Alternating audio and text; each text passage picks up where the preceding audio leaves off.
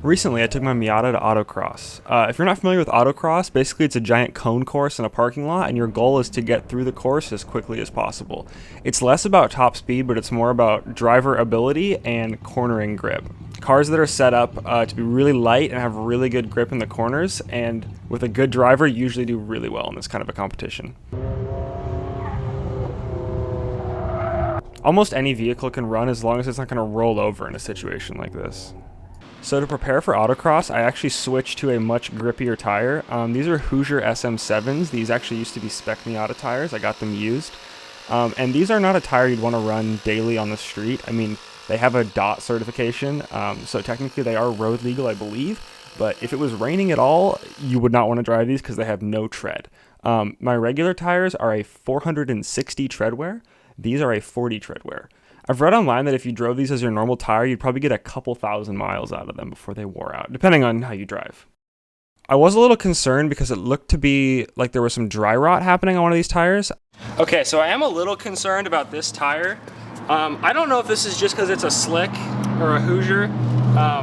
These are from 2018, so they're 4 years old, but they've been stored in my garage. I'm a little concerned about that, but from what I'm hearing, talking to some people, they think it's fine. It's gonna act a little bit different than a normal tire because it's not a normal tire.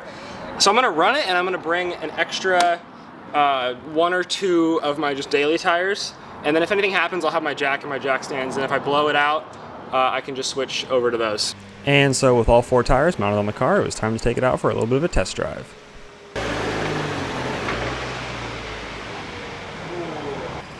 This is my neighbor and fellow car nerd, Shay. Everybody say hi to Shay. Nice. Really can feel everything. Like, I know, right? Feel the steering, like just looking on to it. Yeah. It's like very, very weird. I've never experienced something like that before. Oh my gosh. One thing you notice immediately when driving this tire is that every little rock and pebble that you run over, it picks up and flings up inside your fender. Okay, so we're out testing the Hoosiers, and I just drove on it for a while and I'm letting Shay drive.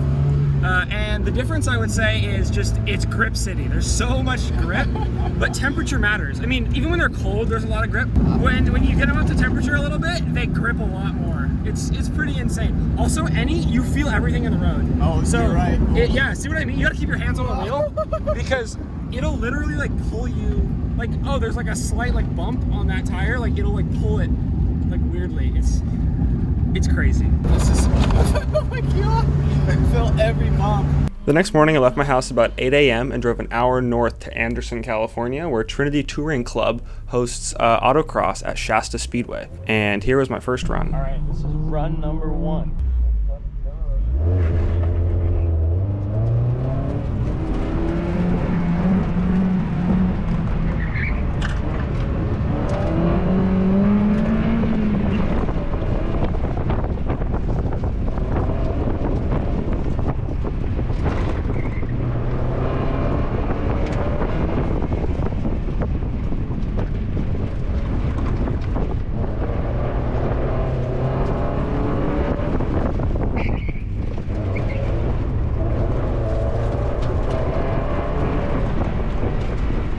And boom, look at all this oversteer. I keep having to correct for all this oversteer. And I couldn't quite figure out why, and then I realized my air pressure was way too high in these tires. I had them about 30 psi hot, and that was way too much. I aired down, I think, to 18 in the rear and 22 in the front, and that helped bring some of that bounce back. Yeah, look at here, I was all over the place, oversteer. So airing down, which is what these tires are actually meant to run at, helped bring a lot more grip and balance between the front and the rear. I also adjust my damping a little bit, and on the second run, it was much better.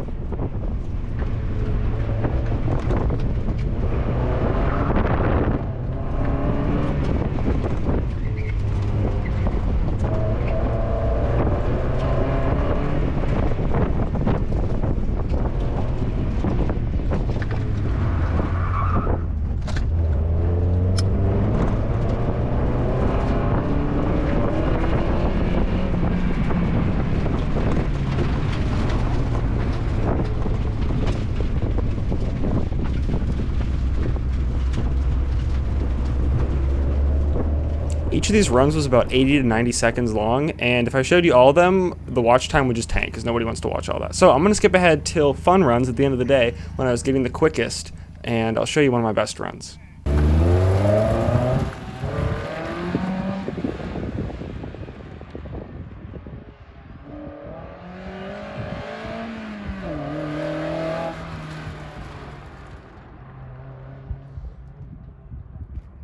The ways I was getting faster throughout the day was mainly just becoming more comfortable with the course, learning where I could run wide, where the braking points were, and the biggest things I learned was that A, you can use the whole width of the course, and you should be using the whole width of the course. You should be getting as close to cones as you can without hitting them. Every cone you hit is a 1-second penalty, so obviously you don't want to hit any cones, but you want to be using as much turning radius as possible to get the fastest time. That's the first thing I learned. Second thing I was not doing was I was not braking hard enough.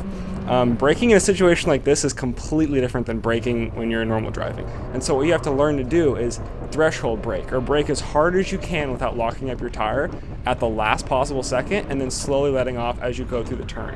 And that's the way you get the fastest time. So doing those two things combined, along with just becoming more comfortable with the course, helped me improve my time a lot.